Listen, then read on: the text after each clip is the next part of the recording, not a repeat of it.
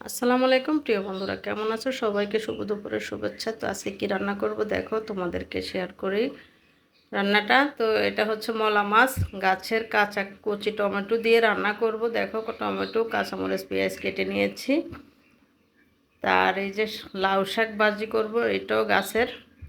তো এদিকে আমি ছোটো মাছ, মলা মাছ রান্না করার জন্য একটা কড়াই দিয়ে দিয়েছি। কড়াইতে দিয়ে দিয়েছি সরিষার তেল। তেল গরম হয়ে গিয়েছে, এখন আমি দিয়ে দিলাম পেঁয়াজ। পেঁয়াজও একটু বেশি করে দিতে হয়, তেলটাও একটু বেশি দিতে হয়, তাহলে ছোটো মাছ খেতে কিন্তু খুবই ভালো লাগে। আর ছোটো মাছটা কিন্তু খুবই উপকারী চোখের জন্য, স্কিনের জন্য, সব দিকেই ছোটো মাছে প্রচুর পরিমাণে ভিটামিন। তো এটা অনেকে খেতে পছন্দ করে না। এখন আমি পেঁয়াজটাকে ভাজা ভাজা করে নেব,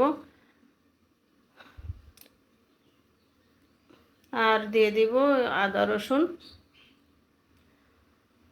তো দিয়ে দিলাম আদা রসুন। সব সময় কিন্তু আমি আদা রসুন দিই না, মাঝে মধ্যে রসুন দিয়েও রান্না করি। তো আজকে আর রসুন আলাদা করে দিচ্ছি না, একসাথে একটু আদা রসুন পেস্ট দিয়ে রান্না করে নেব। তো ওই যে আদা রসুন দিয়ে আরও কিছুক্ষণ কষিয়ে নিলাম। এখন আমি দিয়ে দিব শুকনো মরিচ। ছোটো মাছ কিন্তু ঝাল ঝাল করে রান্না করলে খেতে ভালো লাগে। দিয়ে দিলাম একটু 2 চামচ মরিচের গুঁড়া, শুকনো মরিচের গুঁড়া। দিয়ে দিলাম 1.5 চামচ হলুদের গুঁড়া। দিয়ে দিলাম 1 চামচ জিরার গুঁড়া। তো দিয়ে মশলাটাকে ভালো করে কষিয়ে নিতে হবে। তো এই যে পানি দিয়ে দিলাম, একটু পানি দিয়ে আমি মশলাটাকে কষাবো।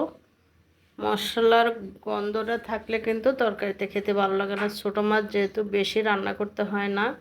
তো দিয়ে দিলাম আমি পরিমাণ মতো লবণ।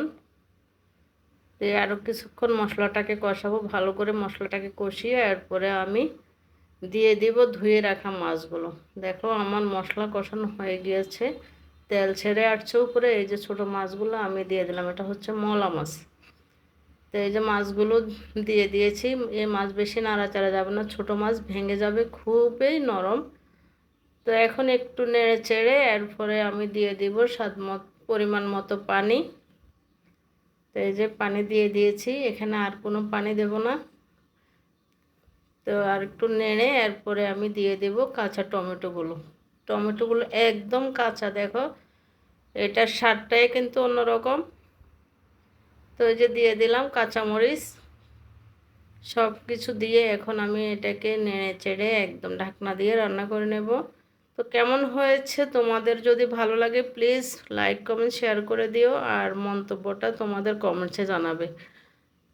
তো এই যে নামানোর আগে আমি দিয়ে দেব ধনিয়া পাতা। ধনিয়া পাতা দিয়ে আমি নামিয়ে নেব। আর দেখো শিং মাছ রান্না করতেছি।